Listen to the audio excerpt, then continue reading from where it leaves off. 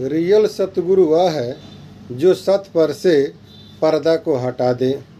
सत राम नाम है और सत बोलने से जीव मुक्त होता है। लेकिन सत राम में और जीव के बीच में पर्दा लगा हुआ है। एक माया का पर्दा है और एक ब्रह्म का पर्दा है। जिस प्रकार से पारस रूपी पत्थर और लोहा दोनों के बीच में अगर पर्दा लगा दिया जाए तो लोहा पारस से टच नहीं कर पाएगा और नहीं टच करने से उसमें कोई परिवर्तन नहीं हो पाएगा। अगर पर्दा को हटा दिया जाए और तब लोहा को पारस रूपी पत्थर से टच कराया जाए, स्पर्श कराया जाए, तो लोहा सोना बन जाता है। ठीक उसी प्रकार से यह अध्यात्म में जीव है।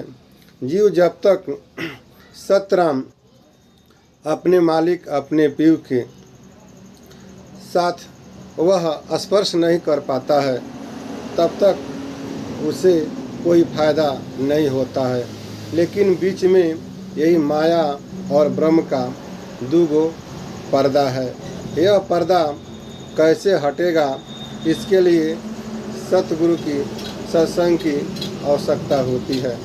सरकार की तरफ से तो साहित्य ज्ञान के लिए क्लास बनाए गए हैं, स्कूल बनाए गए हैं, कॉलेज बनाए गए हैं, यूनिवर्सिटी बनाए गए हैं और उपदेश के लिए मास्टर और प्रोफेसर, प्रिंसिपल, लेक्चरर, बहुत सारे गुरु की उसमें प्रावधान है, जिससे कि वह अपने अपने क्लास में दर्जा के हिसाब से वह ज्ञान कर सके। तो प्राइमरी जो स्कूल है उसमें का जो गुरु जो पढ़ाता है उसको भी मालूम है कि हम प्राथमिक में पढ़ाते हैं, और जो बच्चे पढ़ते हैं उनको भी मालूम है कि हम लोग प्राथमिक में पढ़ते हैं। वैसे हाई स्कूल में जो पढ़ाता है अध्यापक उसको भी मालूम है कि हम हाई स्कूल में पढ़ाते हैं, बच्चे को भी मालूम है। और जो कॉलेजों में पढ़े जाते हैं वो प्रोफेसर लोग भी जानते हैं और बच्चे भी जानते हैं कि हम लोग यहाँ तक पढ़े हैं। तो नीचे के दर्जे में जो बच्चे पढ़ते हैं उनसे उनके कोई राग द्वेष नहीं होता है। वो जानते हैं कि हम लोग भी प्राथमिक, जूनियर, हाई स्कूल से ज्ञान करके पढ़ के हम लोग यहाँ पर आए हैं, और जो नीचे के बच्चे पढ़ते हैं वो भी एक दिन पढ़ करके यहाँ तक आएंगे। तो साहित्य के क्षेत्र में क्लासिकल ज्ञान जैसे प्राथमिक विद्यालय, हाई स्कूल, इंटर और बीए बनाए गए हैं और दर्जे के हिसाब से गुरु भी नियुक्त किए गए हैं। सबका ज्ञान एक समान नहीं है, लेकिन सब लोग एक दूसरे के बारे में जानते हैं, इसलिए उस क्षेत्र में कोई राग द्वेष नहीं है। लेकिन अध्यात्म में सत्संग के लिए सरकार की तरफ से कोई व्यवस्था, कोई स्कूल, कोई टीचर का प्रावधान नहीं है। इसके लिए संत लोग ईश्वर की कृपा से ईश्वर की जो ज्ञान है उसको जन जन तक पहुंचाते हैं। उन्होंने अपने पुरुषार्थ के द्वारा, अपने भक्ति के द्वारा ईश्वर से जो उनको प्रसाद में मिला उस ज्ञान को वह जीवों के कल्याण के लिए सत्संग के माध्यम से वो लोग उपदेश किया।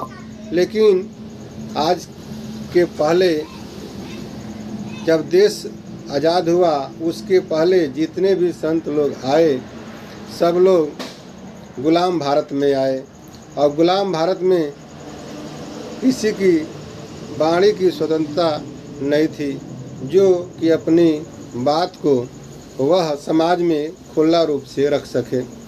इसलिए उन्होंने जो भी बातें ईश्वर की विषय में उन्होंने कहा वह सब बात कुछ ओपन कहा और कुछ गुप्त में ही उन्होंने रखा।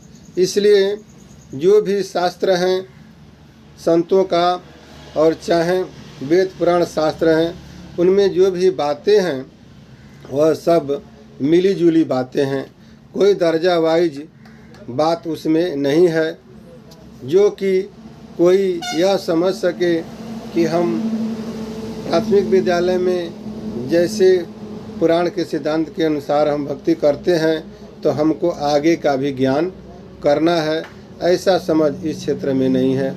जो ब्रह्म का ज्ञान करता है उसी का ज्ञान करते करते रह जाता है।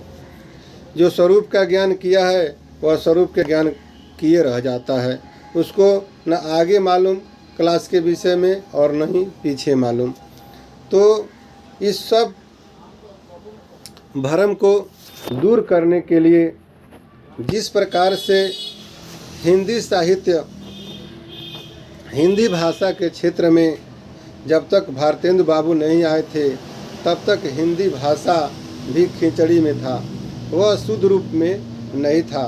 भारतेंदु बाबू जब आए तो हिंदी भाषा को शुद्ध किया, उन्होंने उसका सुधार करके उसको नया रूप दिया। तब से भारतेंदु बाबू को हिंदी भाषा का चंद्रमा कहा गया। ठीक उसी प्रकार से इस आध्यात्मिक क्षेत्र में जो लाल संत पारखी गुरु जगदीश दास जी महाराज हैं, वो धार्मिक और आध्यात्मिक क्षेत्र में जितने भी त्रुटियां हैं, जितना भी संशय है, भ्रम है, डाउट है, जो अज्ञान है, उस सब को सुधार किया। जो शास्त्रों में, जो संतों की वाणियों में जो ज्ञान अनसीरियल है उसको सीरियल बाय सीरियल क्लासिकल तौर पर क्लासिकल ज्ञान दिया, जिससे कि जीवों का संशय भ्रम दूर हो जाएगा और उसको मालूम हो जाएगा कि हम किस क्लास में पढ़ते हैं और कहाँ तक हमको यह भक्ति करना है कि ये हमारे मनुष्य शरीर पाने का जो उद्देश्य है वह पूरा हो सके। इसके लिए सतगुरु महाराज जगदीश दास जी उर्फ सतराम बाबा ने सत्संग जो दिया वह क्लासिकल ज्ञान दिया और उसमें शब्द का विवेक कराया। जब तक आपको शब्द का विवेक नहीं होता तब तक आध्यात्मिक क्षेत्र में आपको पूर्ण विश्वसनीय ज्ञान आपको नहीं मिल सकता है। इसलिए शब्द का विवेक इस क्षेत्र में बहुत ही ज़रूरी है। और आज तक जितने भी आध्यात्मिक क्षेत्र में गुरु हुए उसमें सबसे पहला गुरु जो लाल संत पारखी गुरु जगदीश दास जी महाराज हैं, उन्होंने यह शब्द का विवेक कराया। जो सतगुरु कबीर साहब की वाणी में आया है कि गुरु हैं चार प्रकार के, अपने अपने ढंग और शब्द विवेक की पारखी गुरुओं में सिरमौर। जो गुरु चार प्रकार के बताए गए हैं उसमें जो शब्द का विवेक कराने वाला जो गुरु है वो सब गुरुओं में सिरमौर गुरु है, यानी प्रिंसिपल है। तो सतगुरु इस क्षेत्र में जो ज्ञान दिए वो क्लासिकल ज्ञान के माध्यम से दिए। उसमें सबसे पहला जो क्लास आता है उसमें आता है रामायण में बताया गया है। गोस्वामी जी ने रामायण में कहा कि यहाँ न पक्षपात कछु राखूं, वेद पुराण संत मत भाखूं। और है ये गुप्त मत सबहीं करऊं कर जोर, शंकर भजन बिना नर भक्ति न पावहीं मोर। गोस्वामी जी ने पक्षपात रहित अपनी बात को रखा। उन्होंने कहा इसमें कोई पक्षपात नहीं है। हमने 18 पुराणों के सिद्धांत को भाखा है और 4 वेद के सिद्धांत को भी हमने भाखा है और संत का जो मत है स्वरूप का ज्ञान मैंने उसको भी भाखा है। लेकिन और है एक गुप्त मत, एक और है गुप्त मत जिसके विषय में गोस्वामी जी ने हाथ जोड़ लिया प्रजा के सामने कि एक गुप्त मत है, उसके विषय में हमको पूर्ण जानकारी नहीं है। गोस्वामी जी ने कहा कि जथपि कहूँ गुरु बारंबारा, तो समझ परा कछुमति अनुसारा, भाषा बद कर बे जो सोई, मेरो मन प्रबोध जे होई। कहा गुरु यद्यपि कहूँ गुरु बारंबार उनके गुरु कहने पर कुछ बातें उनको समझ में आया जो अपनी भाषा में उन्होंने बद कर दिया, लेकिन यह जरूर उन्होंने कहा कि साच लिखूं कर कागज कोरे और कवित विवेक एक नहीं मोरे। जो हमने गुरु के कहने पर जो हमने उस शब्द को हमने लिख दिया है उसके विषय में हमको स्पष्ट ज्ञान नहीं है। वह गुप्तमती की बात के विषय में उन्होंने हाथ जोड़ लिया। लेकिन हमारे जो लाल संत पारखी गुरु सतराम बाबा हैं, यह गुप्तमती क्लास के प्रिंसिपल हैं और उन्होंने जो भी गुप्त की बातें हैं उस सबको खोल करके और इस पंथ के माध्यम से बताया है। इसमें जो पुराण का सिद्धांत है वह ईश्वर का जो रूप है उसको माया कहते हैं। गीता में कृष्ण भगवान कहते हैं, हे अर्जुन, मेरा वास्तविक रूप एक है और जितना आप रूप देख रहे हो वह सब मेरी माया है। तो वास्तविक जो उनका स्वरूप है वह एक है और जितना अनेक रूप देवी देवता के रूप में जो देख रहे हैं इस सब माया है। तो माया है वह सब नाशवान होता है। तो स्वामी जी ने कहा कि गो गोचर जहाँ लग मन जाई असो सब माया जानो भाई। जहाँ तक हमारी दृष्टि जाती है, जहाँ तक हम लोग देख पाते हैं, चाहे वो देव का शरीर हो, चाहे स्त्री पुरुष का शरीर हो, चाहे जो भी दृष्टि आप देखते हैं वो सब माया है। वो सब नाश हो जाता है। ये सब नाश हो जाएगा तो इस जो दिख रहा है दृष्टि उसको प्राप्त करके जो सुख चाहता है उसके सुख का भी नाश हो जाएगा। फिर वो 84 में जीव चला जाता है। तो ईश्वर का जो अनेक रूप है वह माया बताया गया है। कृष्ण भगवान गीता में इसको कहा और तुलसीदास जी भी रामायण में बताया। लेकिन शास्त्र को पढ़ने वाले और पढ़ाने वाले जो गुरु हैं, जो कथा करने वाले हैं, इस बात को समझ नहीं पाते। कहते कुछ और हैं, समझते कुछ और हैं और करते कुछ और हैं। तो माया का हम भक्ति करेंगे तो माया नाशवान है तो हमारे फल भी नाशवान होगा। लेकिन मनुष्य शरीर इसके लिए नहीं मिला। मनुष्य शरीर तो मुक्त होने के लिए मिला। तो मुक्त यह जीव कैसे होगा? इसके लिए दूसरा जो क्लास है वह है ईश्वर का स्वरूप। वह वेद का सिद्धांत है। वेद के सिद्धांत में ईश्वर का निर्गुण और सरगुण रूप का व्याख्या किया गया है। यानी वास्तव में जो ब्रह्म है वह क्या है। तो जो भी दृष्टि हम देख रहे हैं वह सब ब्रह्म है। तो इसका ज्ञान सतगुरु ने जैसे एक सोना है और एक सोने का अनेक रूप गहना है। अनेक रूप जो है वो गहना है। वास्तव में तो वो सोना है लेकिन अनेक उसकी डिजाइन, उसकी आकार प्रकार इस प्रकार से है जो उसमें एक रूप भासता है। उसमें एक रूप भासता है लेकिन वास्तव में अगर सबको गला दिया जाए तो सोना ही होता है। उसी प्रकार से जो ब्रह्म है वह एक ज्योति स्वरूप है और उसी में से यह सब अनेक रूप बना हुआ है। अनेक रूप में वह ब्रह्म है। अनेक रूप जितना भी रूप दिखता है उस रूप में वह ब्रह्म है। लेकिन इसका ज्ञान न होने से कोई दुष्ट दिखता है, कोई चंडाल दिखता है, कोई साधु दिखता है, कोई ईमानदार दिखता है, कोई कुछ दिखता है तो कोई कुछ दिखता है। लेकिन जब सतगुरु द्वारा जब इसका ज्ञान ब्रह्म ज्ञान हो जाएगा तो सब रूप में ब्रह्म दिखाई देगा। वही गहना सब गहने में सोना ही दिखाई देगा। जिस प्रकार से जौहरी कोई भी गहना हो सब में सोना ही दिखता है, इसमें कितना % सोना है वह गहने का कीमत नहीं लगाता है। लेकिन जो अज्ञानी है वह गहने को ही बहुत सुंदर बहुत अच्छा उसका वैल्यू करता है।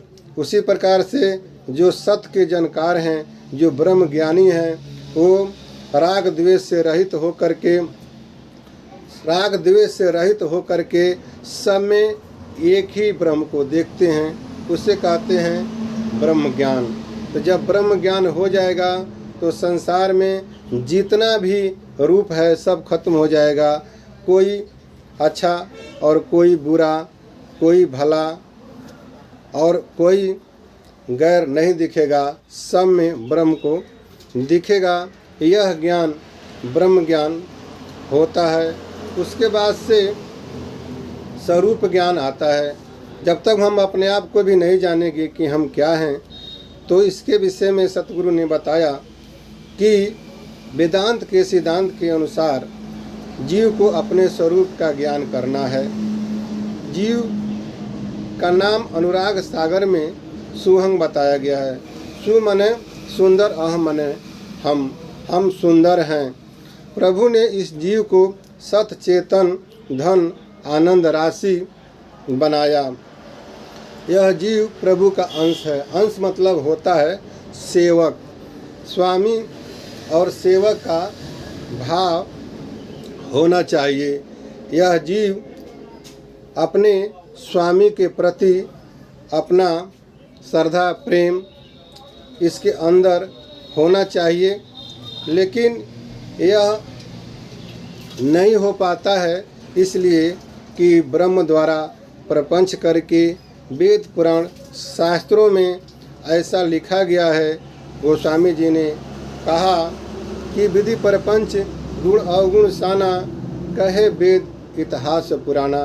गुण और अवगुण जड़ चेतन सब मिला करके इस प्रकार से यह वेद और पुराणों की रचना उन्होंने कर दिया कि यह मिलाना दूध में पानी, कठिनता कुछ नहीं इसमें है, मगर दूध से पानी निकालना बात मुश्किल है। जो मिली जुली बातें जो वेद और पुराण में शास्त्रों में जो कही गई हैं, उसको अलग अलग कर देना दूध में से पानी निकालने के समान है। तो इसको कौन निकाल सकता है? बिना सतगुरु के अलावा यह कोई नहीं अलग कर सकता है। और उस ब्रह्म में ही उस प्रभु को देखा जाएगा। इसलिए कि बाप बेटा में होता है, बेटा बाप में नहीं होता है। रामायण में बताया गया है कि ब्रह्म पयो निधि मंदर ज्ञान संत सूर्याही, कथा सुधा मथ काढ़ियों भक्ति मधुरता ताही। जो ब्रह्म है उसी को मंथन करके संत लोग और उसमें से राम नाम रूपी अमृत को निकालते हैं। उसी में से राम नाम रूपी अमृत को निकालते हैं और वह अमृत का यह जीव को पान कराते हैं। जैसे यह जीव सदा के लिए मुक्त हो जाता है, तब यह जीव का कल्याण होता है। लेकिन यह जीव मिली जुली बातों में यह फंस जाता है और अपने को जीव के बदले अपने को आत्मा मान लेता है, अपने को ब्रह्म मान लेता है और उसी में यह अपना जो आत्मशक्ति आत्मबल है उसको ख़त्म कर देता है और यह जीव लोक तक का आत्म लोक तक का ही सफ़र कर पाता है। जहाँ पर यह जीव पहले था वहीं तक यह जीव जा पाता है। तो पहले तो जीव वहाँ पर था ही, लेकिन माया और ब्रह्म ने इसको चित्त का अपहरण करके इस संसार में ले करके आया और फिर जीव वहीं पर यह जाएगा तो फिर वह मुक्त नहीं हो पाएगा, फिर माया उसको पकड़ करके लेके आएगी। रामायण में बताया गया है कि ज्ञानिन के चित अपरहीं और बर जाई बीमो बस करहीं। तो वह जबरदस्ती माया पकड़ करके जीव को इस 84 में ले आती है, लेकिन सतगुरु उसको स्वरूप का ज्ञान करा करके भाई तुम आत्मा ब्रह्म नहीं हो, तुम जीव हो। उन्होंने ब्रह्म का और जीव का भेद बता करके उस जीव को स्वरूप ज्ञान कराते हैं और उसके बाद जब ज्ञान हो जाता है तब कहते हैं कि ज्ञान पाई पंडित मोहि भजई।